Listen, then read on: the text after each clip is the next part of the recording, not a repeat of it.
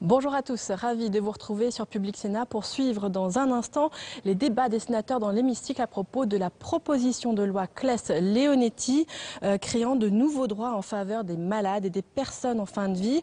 On en parle avec le président de la commission des affaires sociales, le sénateur républicain du Vaucluse, Alain Milon, bonjour. Bonjour.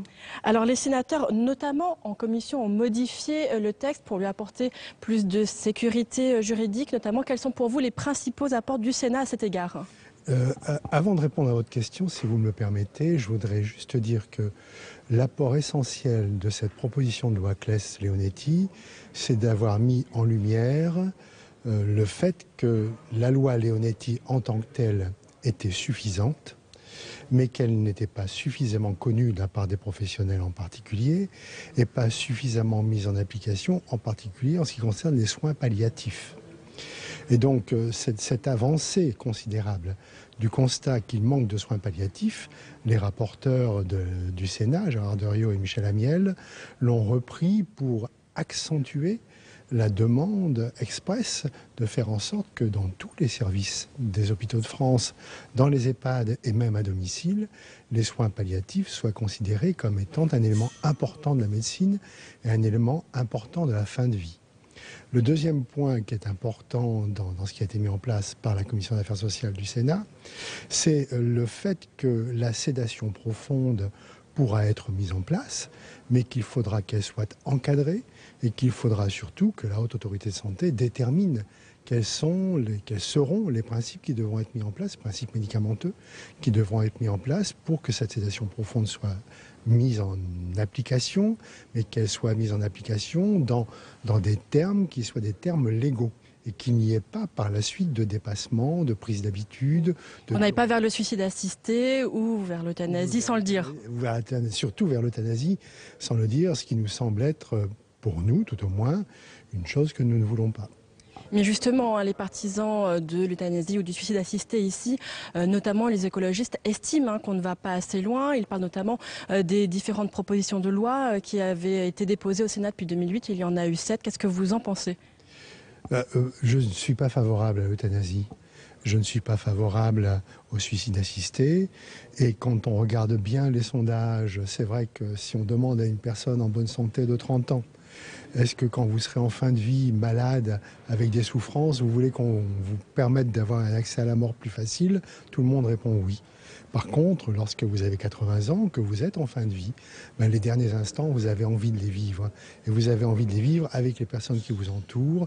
Vous avez envie de les vivre parce que vous avez besoin de communiquer sur le constat de votre vie, sur l'amour que vous portez aux gens qui sont autour de vous, sur la façon dont vous avez vécu. Il y a ce besoin-là qui existe et qu'il faut respecter. Je vais dire dans mon discours tout à l'heure que jusqu'au terme de la vie existe et qu'il faut la respecter. Vous le disiez, les soins palliatifs qui doivent être développés, c'est un sujet qui fait consensus, quels que soient les partis politiques. Alors, comment faire une réforme d'ampleur sur ce sujet? Y a-t-il les moyens pour la faire? Le président de la République a annoncé au mois de novembre dernier qu'il allait mettre en place un plan soins palliatifs sur l'ensemble du territoire national. C'est une excellente idée. C'est vrai que les plans présidentiels, ça marche toujours. On l'a vu avec le plan anti-cancer du président Jacques Chirac ou le plan Alzheimer du président Sarkozy.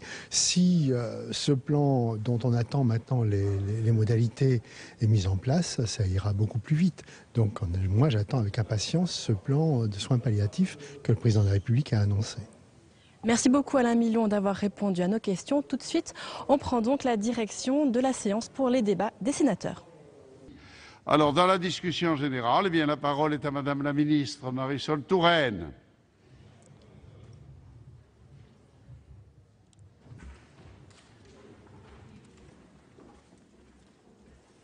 Bonjour Madame les hommages.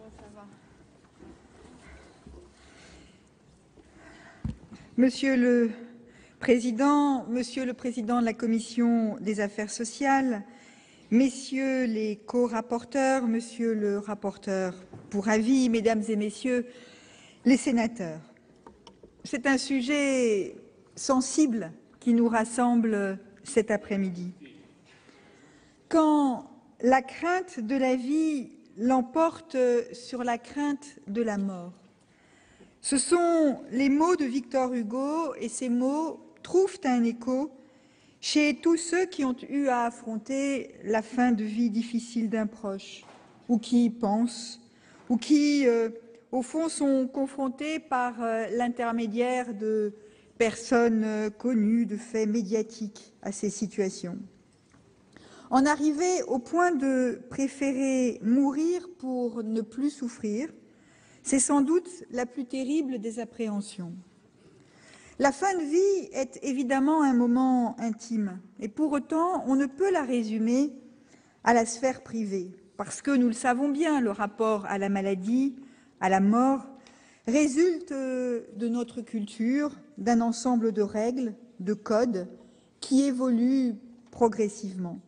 Et depuis des siècles, jamais sans doute les évolutions n'ont-elles été aussi rapides, sous la pression d'aspirations diverses d'ailleurs, aspiration à la liberté, à une plus grande liberté en tout cas reconnue, aspiration à l'exercice de la responsabilité, à la reconnaissance de l'autonomie. Nous avons le devoir d'apaiser, sans jamais remettre en cause l'aspiration à l'autonomie. Nous devons poser des limites, mais ne pas ignorer la souffrance. Parce que la modernité d'une société se mesure pour beaucoup à son rapport aux malades, aux souffrants, à sa capacité à faire évoluer des règles qui soient acceptées de tous. Et on ne peut le nier, notre rapport à la maladie, notre rapport à la mort a changé. D'abord, les soins palliatifs se sont imposés dans le débat, mais ils ne sont pas accessibles à tous dans les mêmes conditions. Nos concitoyens ont des droits nouveaux depuis quelques années et pourtant ils ne les connaissent pas suffisamment. Les progrès de la science, de la médecine nous permettent de vivre plus longtemps, ce qui est assurément une chance. Et dans le même temps, ces mêmes traitements peuvent faire durer la maladie, parfois trop longtemps, maintenir en vie dans des conditions qui restent sujets à interrogation, à tel point que, pour certains, la frontière entre la vie et la mort s'estompe aussi. Il y a donc une demande dans notre pays de faire évoluer le cadre législatif. Et c'est assurément une exigence morale pour certains, exigence politique, en tout cas au sens fort du terme de la vie de la cité. Les malades, leurs familles, les associations, les professionnels de santé aussi, nous demandent de nous saisir de ce sujet délicat avec responsabilité et d'apporter des réponses à des questions qui parfois aujourd'hui restent dans le vide. C'est pour répondre à cette attente que le président de la République a pris l'engagement de mieux accompagner la fin de vie dans le contexte d'une maladie incurable, d'une souffrance insupportable. Il fallait d'abord, c'était le souhait du président de la République, permettre à la société de s'exprimer le plus directement et le plus largement possible. C'est ainsi qu'une mission a été confiée au professeur Sicard, que le Comité consultatif national d'éthique a mené des travaux et qu'à travers ces débats, les Français ont pu s'emparer de ce sujet et s'exprimer aussi dans le cadre d'une conférence citoyenne. Patients, professionnels de santé, représentants des grandes familles de pensée ou des familles religieuses, tous ont pu faire valoir leur point de vue. Est ensuite venu le moment d'élaborer un texte.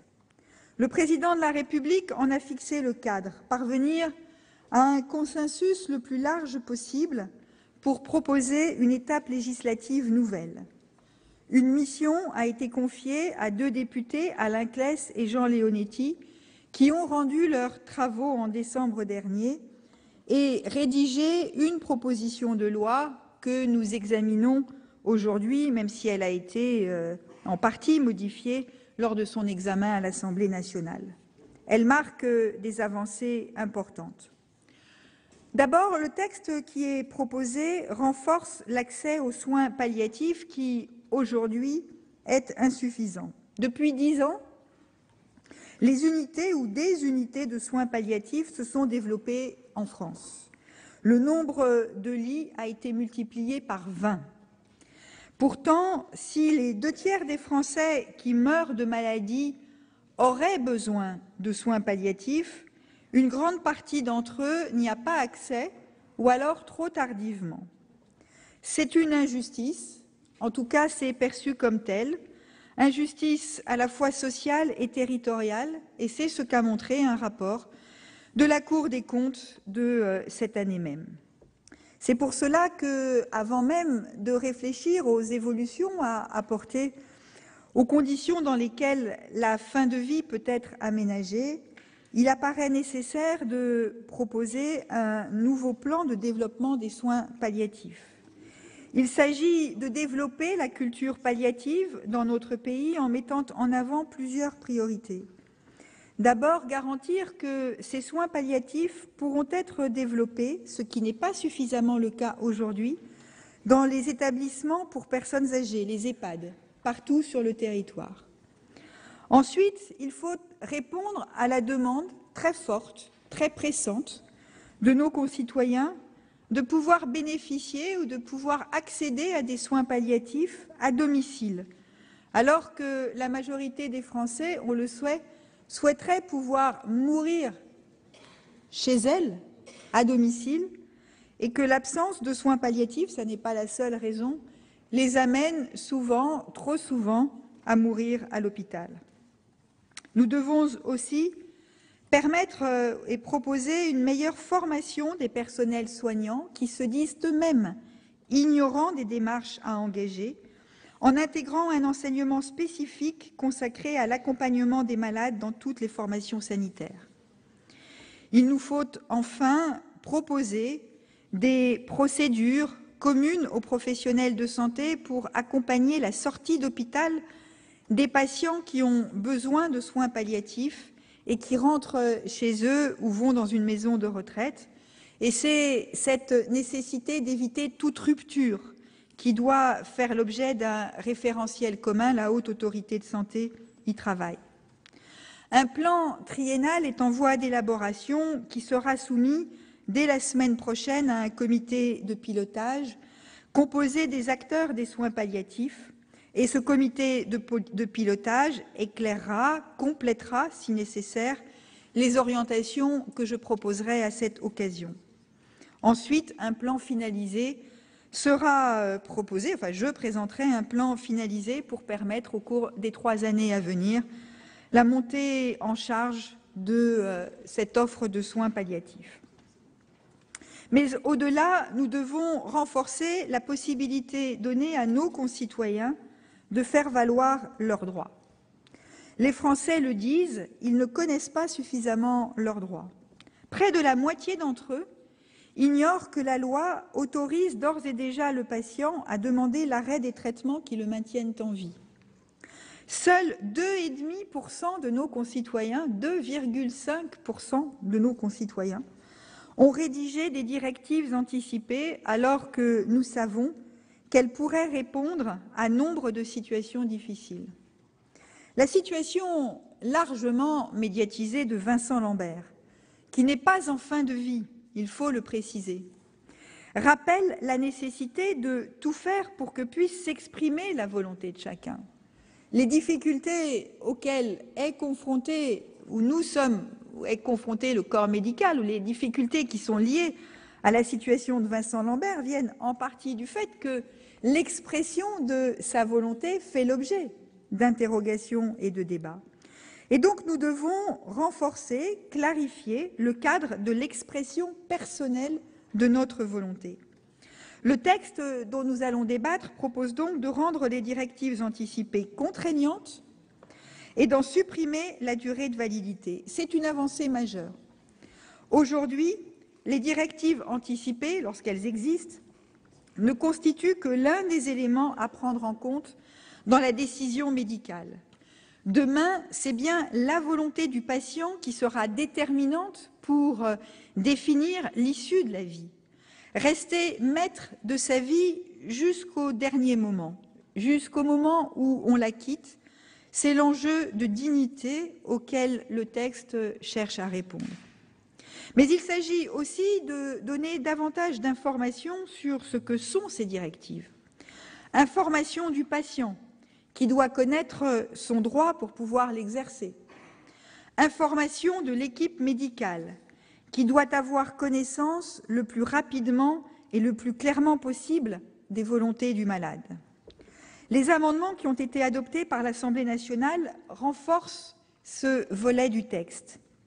Concrètement, un formulaire type de directive anticipée sera élaboré sous l'égide de la Haute Autorité de Santé et un registre national automatisé permettra à chaque Français de rédiger une directive anticipée de la manière la plus simple qui soit.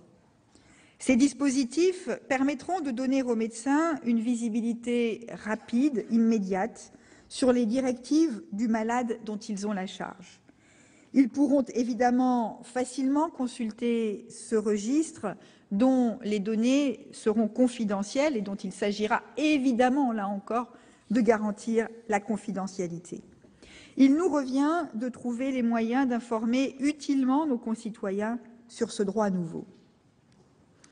Enfin, la troisième orientation de ce texte, c'est de consacrer une plus grande autonomie des personnes. L'encadrement de l'arrêt des traitements permis par la loi d'avril 2005 a constitué un progrès indéniable pour la dignité des personnes. Personne, d'ailleurs, ne le conteste. Mais il nous faut aujourd'hui franchir une étape supplémentaire, pour plusieurs raisons. D'abord parce qu'en l'état actuel de notre droit, c'est au seul médecin que revient la décision d'interrompre ou de ne pas interrompre les traitements, d'initier ou de ne pas initier les traitements.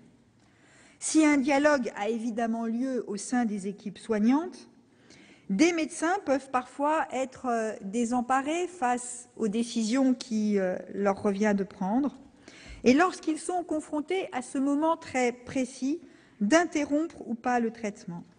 Dans le même temps, et nous le voyons quotidiennement dans les débats publics, trop de patients, trop de familles ont le sentiment de ne pas être entendus et ont le sentiment que leurs droits sont mal reconnus. C'est pour cela qu'il s'agit de renforcer le droit des malades en fin de vie et d'apporter aussi une sécurité à la fois aux patients et aux soignants pour que la diversité des situations et des prises en charge sur le territoire national soit réduite.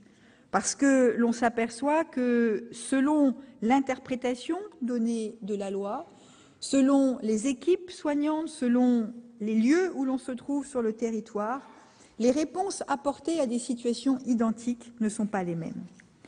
C'est ce que propose ce texte qui précise les modalités d'interruption des traitements. Il clarifie la notion d'obstination déraisonnable et propose d'instaurer un droit à bénéficier d'une sédation profonde et continue jusqu'au décès lorsque le pronostic vital est engagé à court terme. À l'heure actuelle, ce traitement relève, je l'ai dit, de la seule appréciation médicale.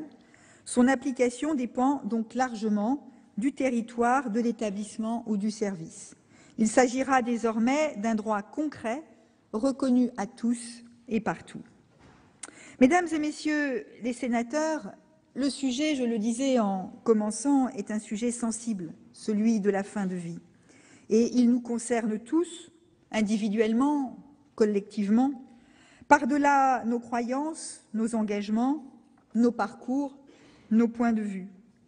Nous avons une grande mission collective qui est de répondre aux attentes exprimées par nos concitoyens. Ce texte permettra de franchir une étape considérable. L'opposabilité des directives anticipées, couplée à la reconnaissance de la sédation profonde et continue jusqu'au décès, inverse la logique de décision. C'est le patient et non plus le médecin qui a le premier et le dernier mot, c'est lui qui devient le maître de son destin. Il s'agit de redonner jusqu'au dernier instant de la force à la volonté et à la liberté de chaque personne. Ce sujet, et nous ne pouvons pas le nier, fait appel à la conscience de chacun. Je crois que nous devons aborder ce débat en conscience, avec la conviction que nul ne détient une vérité absolue et que chacun doit pouvoir exprimer sa conviction profonde. Sur vos bancs, comme sur ceux de l'Assemblée nationale, assurément, et dans le pays, certains considèrent que ce texte ne va pas assez loin. D'autres estiment que toute évolution du cadre juridique de la fin de vie est inopportune. On a entendu, du côté de ceux qui estiment qu'il faudrait aller plus loin, des démarches différentes à être proposées.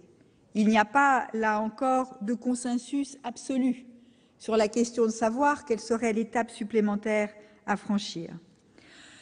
Le gouvernement souhaite que le débat s'engage de manière sereine. Il n'appartient à personne de porter un jugement sur les convictions des uns des autres, qui sont toutes aussi respectables.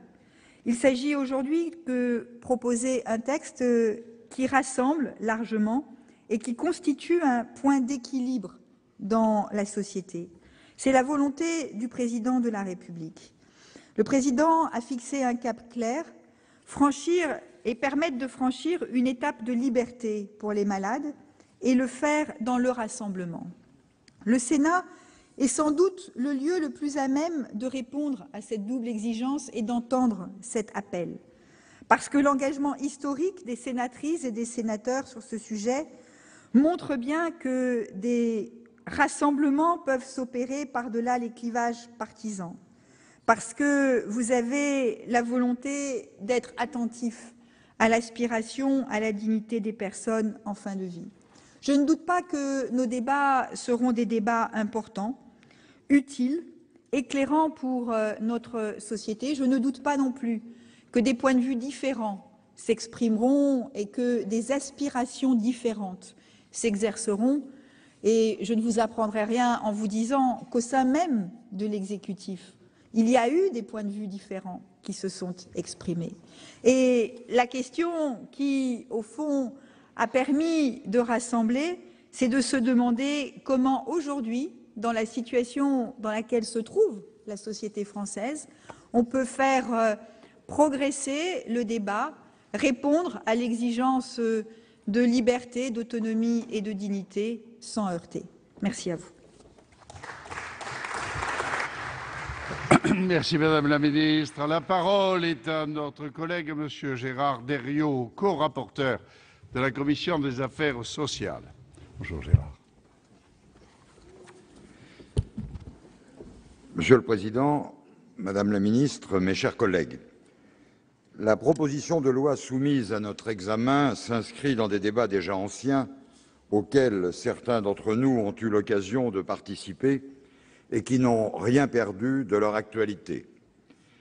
L'annonce par le Président de la République en décembre dernier d'un nouveau plan triennal de développement des soins palliatifs marque d'ailleurs le besoin d'une meilleure prise en charge des personnes malades dans notre pays et plus particulièrement des personnes en fin de vie.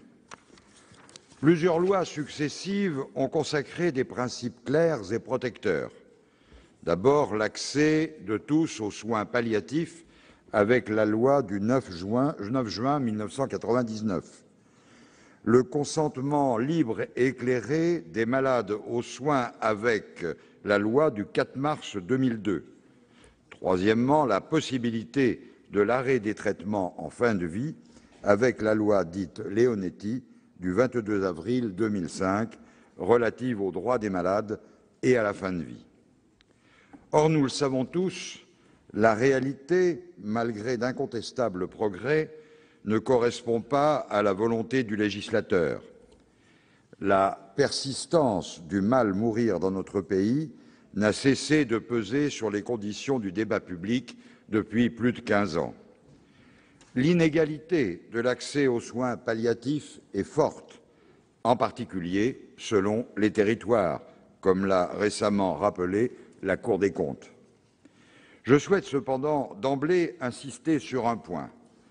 Prévoir de nouvelles contraintes législatives pour le déploiement des soins palliatifs n'ajoute rien à la loi de 1999 et n'aura pas plus d'effet, car le véritable enjeu est bien celui des moyens.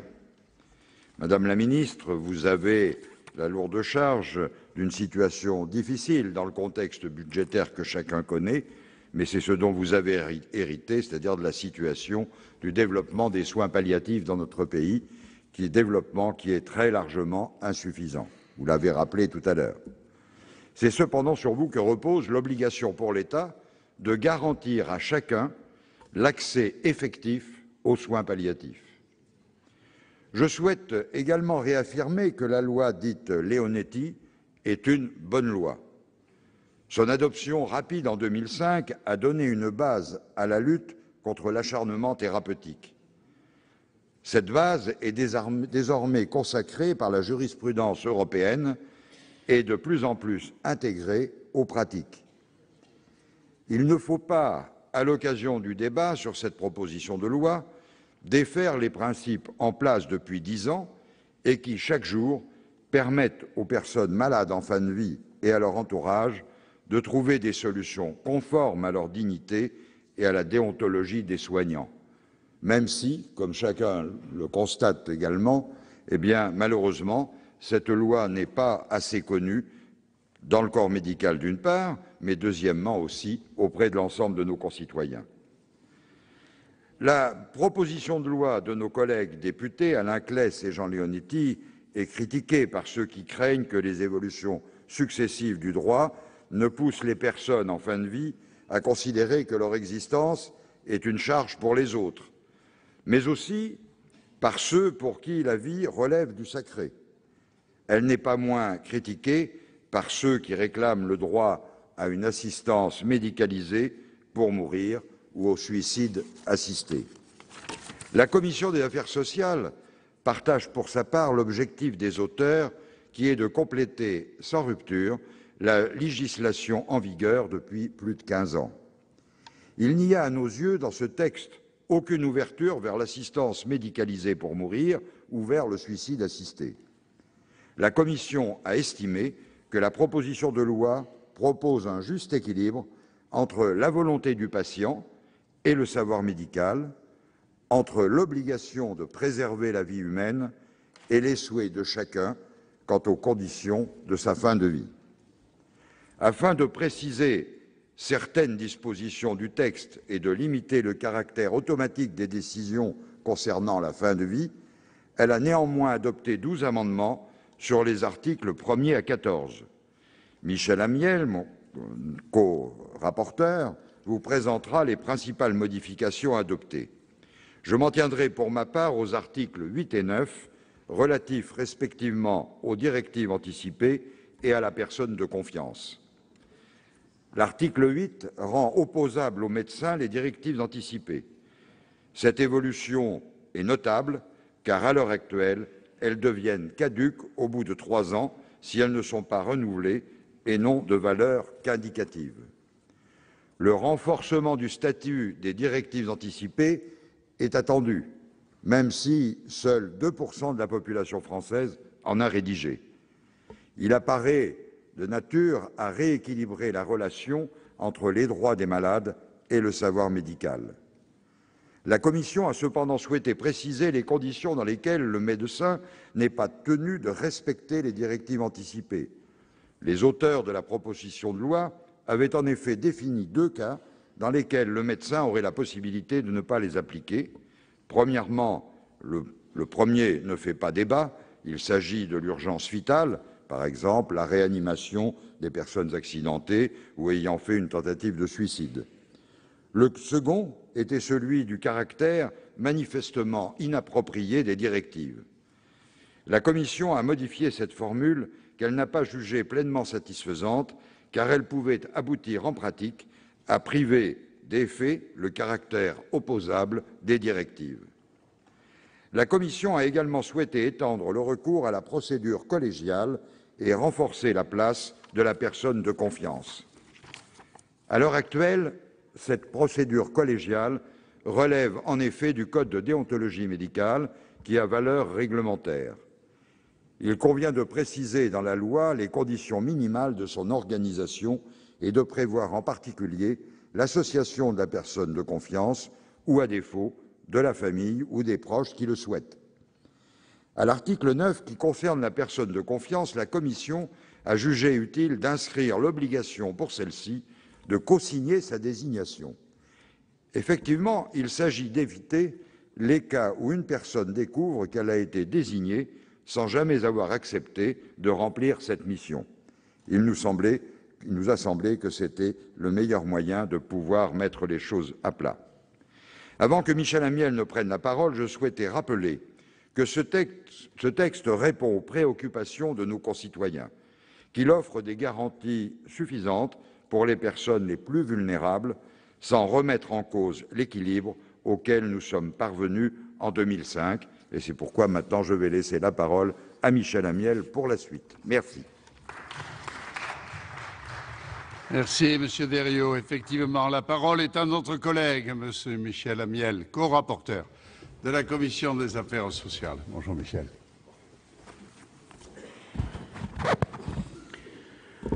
Monsieur le Président, Madame la Ministre, mes chers collègues, Gérard Deriot l'a bien montré, la proposition de loi que nous examinons aujourd'hui ne concerne pas les personnes qui veulent mourir, mais celles qui vont mourir. Son objet principal est d'améliorer la prise en compte des souffrances réfractaires en fin de vie. Et quand je dis souffrance, je ne dis pas seulement douleur physique. Les chiffres ne manquent pas pour illustrer l'écart entre la mort souhaitée, apaisée et à domicile, et les conditions de la mort de la majorité des Français, en EHPAD, à l'hôpital, voire aux urgences. Cette situation résulte d'un manque de moyens, bien sûr, mais peut-être aussi et surtout de l'absence d'une véritable culture palliative en France. Oui, pour reprendre l'expression du professeur Sicard, on meurt mal en France. Outre le peu de temps consacré aux soins palliatifs dans la formation des professionnels de santé, l'intervention des soins palliatifs reste encore trop souvent associée à un échec des soins curatifs et donc finalement du corps médical lui-même. Soins palliatifs, traitements curatifs doivent s'intégrer dans une même logique de prise en charge. Nous sommes bien face à un embarras de la médecine à qui la société a confié le soin de s'occuper de la mort. Or, le temps de l'accompagnement ne peut être exclusivement celui de la médecine. J'en viens au texte soumis à l'examen de notre Assemblée. La Commission des affaires sociales a jugé nécessaire d'apporter plusieurs modifications à la proposition de loi pour préciser ou clarifier certaines dispositions. Il s'est agi de limiter le caractère automatique des décisions qui concernent la fin de vie et d'accroître ainsi la sécurité juridique des dispositifs. Ainsi, à l'article 2, qui concerne l'obstination déraisonnable, l'application stricte des dispositions initialement prévues aurait eu des conséquences qui, à notre sens, ne correspondent pas aux objectifs poursuivis. Nous avons supprimé le caractère automatique de l'arrêt des traitements pour redonner la primauté à la volonté du patient. La Commission a également défini les obligations minimales qui s'attachent à la mise en œuvre de la procédure collégiale. Celle-ci suppose désormais la réunion de l'équipe soignante, mais aussi l'association de la personne de confiance ou, à défaut, de la famille ou des proches. Cette procédure est organisée à l'initiative du médecin pour les décisions d'arrêt ou de limitation des traitements, de recours à la sédation profonde et continue et d'application des directives anticipées. La Commission a supprimé la mention de l'hydratation et de l'alimentation artificielle afin de s'en tenir à la jurisprudence du Conseil d'État. À l'article 3, la proposition de loi prévoit un cadre spécifique et encadré pour une pratique qui existe déjà en soins palliatifs, la sédation profonde et continue. Une personne en fin de vie dont le pronostic vital est engagé à court terme, qui est atteinte d'une souffrance réfractaire et qui demande à ne plus souffrir et, dans ce cadre, souhaite l'arrêt de l'ensemble des traitements, y compris de maintien artificiel en vie, aura le droit d'obtenir une sédation profonde et continue associée à une analgésie jusqu'à son décès. Pour reprendre l'expression du professeur Régis Aubry, le malade n'est pas obligé d'assister au drame tragique de sa mort. C'est la volonté de la personne qui prime. C'est elle qui formule la demande. Si elle ne souhaite pas ou n'accepte pas l'arrêt des traitements artificiels de maintien en vie, le texte actuel n'ouvre pas droit à la sédation profonde et continue. L'arrêt des traitements n'est pas imposé par le médecin, il est choisi par la personne malade en toute conscience. Je rappelle que le droit pour une personne malade de refuser les soins, quels qu'ils soient, fait partie intégrante de notre droit depuis la loi de 2002. La Commission a supprimé la mention de prolongation inutile de la vie, jugée source d'ambiguïté. Elle a précisé que dans le cas où une personne souhaite arrêter tout traitement, engageant ainsi son pronostic vital à court terme, la sédation profonde et continue n'est mise en œuvre qu'en cas de souffrance réfractaire. En cas de souffrance réfractaire. Cette nouvelle rédaction vise à écarter toute dérive vers le suicide assisté. Pour mesurer objectivement les améliorations apportées par le texte, il faut cependant garder à l'esprit que la loi ne permet pas d'apporter de réponse évidente à toutes les situations et qu'elle n'a pas vocation à le faire. Je pense notamment aux cas dans lesquels une personne hors d'état d'exprimer sa volonté n'a pas rédigé de directives anticipées ni désigné de personnes de confiance et qu'il n'y a pas de consensus au sein de la famille sur l'arrêt des traitements, ce qui nous renvoie à un cas récent largement médiatisé. Dans ces situations dramatiques, la décision d'arrêter le traitement ne pourra être prise que par le médecin s'il estime que la prolongation des traitements relèverait de l'obstination déraisonnable ou bien alors par le juge. En tout état de cause, il revient au gouvernement de se saisir de l'occasion offerte par l'adoption de cette proposition de loi pour mener un véritable travail de pédagogie auprès de nos concitoyens, ce qui peut-être n'avait pas suffisamment été fait après la loi de 2005. Le texte issu des travaux de la Commission des affaires sociales ne marque pas de désaccord avec la proposition de loi adoptée par l'Assemblée nationale. Il constitue une avancée réelle pour les patients dont l'autonomie juridique sera renforcée. Nous en partageons l'esprit car il propose un juste équilibre entre la volonté des patients et le pouvoir du corps médical, entre l'obligation de préserver la vie humaine et celle de permettre à chacun de décider des conditions dans lesquelles il souhaite qu'elle s'éteigne. Les visions opposées, mais également respectables, qui vont s'exprimer lors de nos débats, nous renforcent dans cette conviction. La Commission des affaires sociales vous demande donc d'adopter cette proposition de loi sous réserve des amendements de précision qu'elle vous soumettra. Je vous remercie.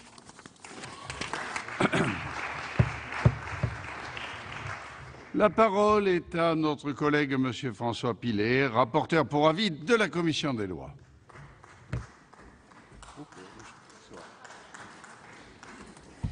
Monsieur le Président, Madame la Ministre, Monsieur le Président de la Commission des affaires sociales, Messieurs les rapporteurs, Mesdames, Messieurs, mes chers collègues, aux limites de la souffrance, au bout de la maladie, la vie est-elle un privilège ou une fatalité? La proposition de loi, objet de notre débat, traite d'un sujet difficile et sensible qui engage à la fois des considérations médicales et juridiques, des questionnements éthiques et philosophiques et surtout des souffrances humaines. La fin de vie, les douleurs qui l'accompagnent, l'ultime choix laissé aux patients et le rôle de la médecine au seuil de la mort appellent donc une réflexion prudente et empreinte d'humilité. Madame la Ministre et vous, mes chers collègues, avez présenté la proposition de loi. Deux principes cardinaux de la législation française ont encadré et déterminé la position de la Commission des lois, la prohibition absolue que la mort soit donnée activement et intentionnellement et le respect, dans ce cadre, de la volonté de la personne. En prévoyant de consacrer, dans certains cas, un droit pour le patient à bénéficier d'une sédation profonde et continue jusqu'à son décès, la proposition de loi ne crée pas une nouvelle pratique médicale. En ultime soin, d'ores et déjà, les équipes soignantes y recourent dans un souci d'humanité pour éviter au patient les souffrances de sa maladie ou de son agonie. En revanche, élever cette possibilité au rang d'un droit garantirait au patient de pouvoir réclamer le bénéfice de cette sédation contre un médecin qui le lui refuserait, car fort peu probable au regard des exigences de la déontologie médicale, ou de pouvoir en réclamer le bénéfice contre l'établissement hospitalier ou les services qui le soignent, ce qui est plus plausible compte tenu du retard de notre pays dans le développement des soins palliatifs. Mais des situations différentes changent le sens qui peut être donné à la consécration de ce droit à la sédation.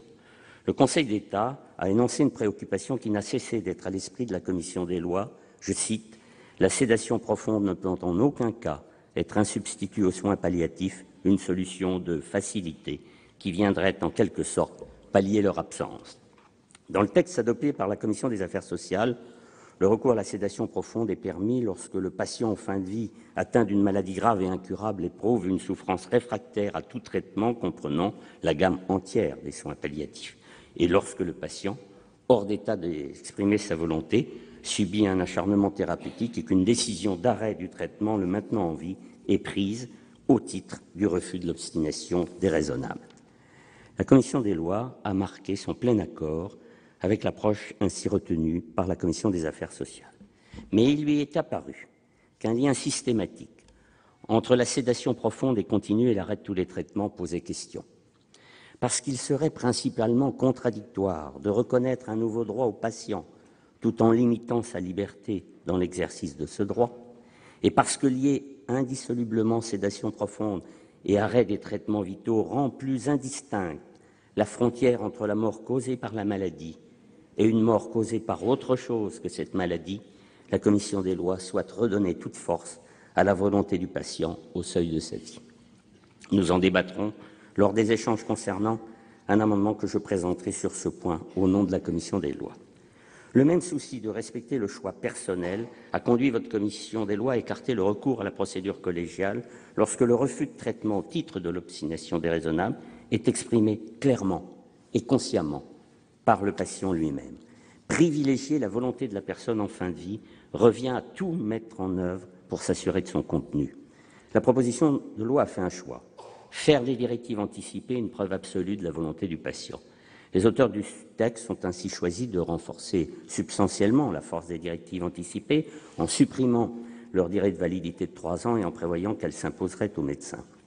Le texte établit une hiérarchie entre les différents éléments de preuve en présence.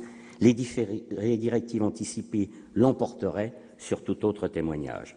À défaut de directives, c'est le témoignage de la personne de confiance qui ferait foi. En dernier lieu, seraient pris en compte les éléments recueillis par la famille ou les proches. Or, pour parfaire notre recherche de la réalité de la volonté du patient, il est nécessaire de bien dissocier 2 questions dans notre réflexion.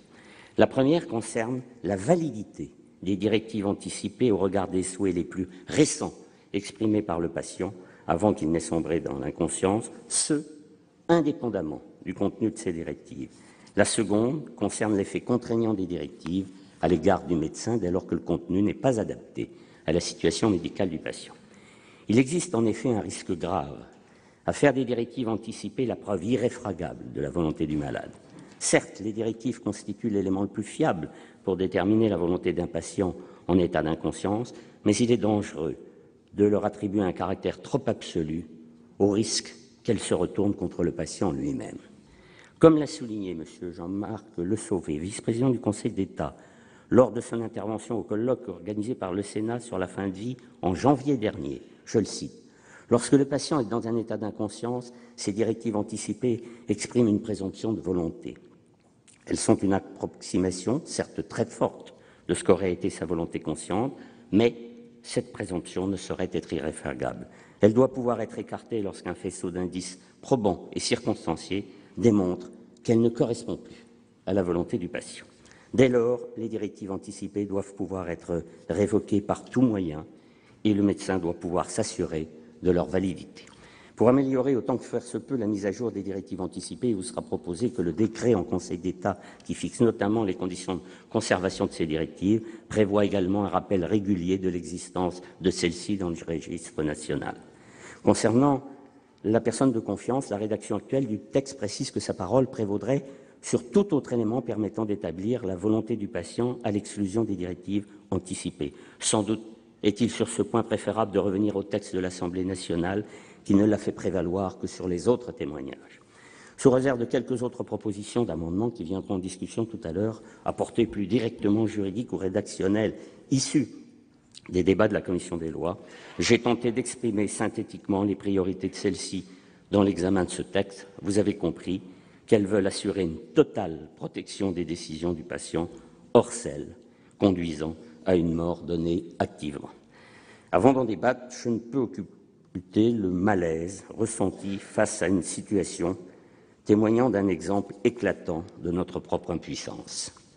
Pas une et pas un d'entre nous ne niera sérieusement qu'en son fort intérieur, il sait qu'il accepte de légiférer pour corriger l'étendue de droit resté quasiment à l'état de proclamation.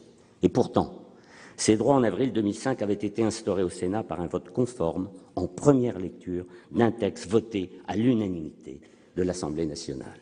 Et ces droits sont cités, enviés, salués.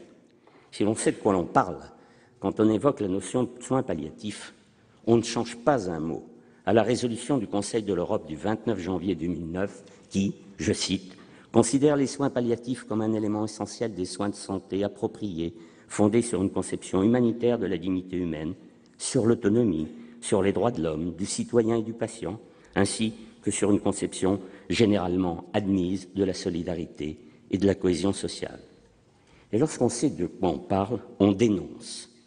Avec le Comité consultatif national d'éthique, dans son rapport publié le 21 octobre 2014, je cite, « Le scandale que constitue depuis 15 ans le non-accès aux droits reconnus par la loi, la situation d'abandon d'une immense majorité de personnes en fin de vie et la fin de vie insupportable d'une très grande majorité de nos concitoyens. » Madame Laure Coppel, responsable d'un service de soins palliatifs, dont les propos sont relatés dans Le Monde de ce mercredi, nous place devant notre responsabilité, je la cite, « Le danger est extrême de n'avoir que la sédation à apporter comme réponse à une absence de soins de qualité. Dans ces circonstances, nous pouvons certainement nous accorder pour légiférer, mais à la condition expresse, fermement et fortement rappelée, que nous ne transigeons pas sur le droit pour tous d'accéder à une médecine palliative dans une unique et indivisible culture du soin.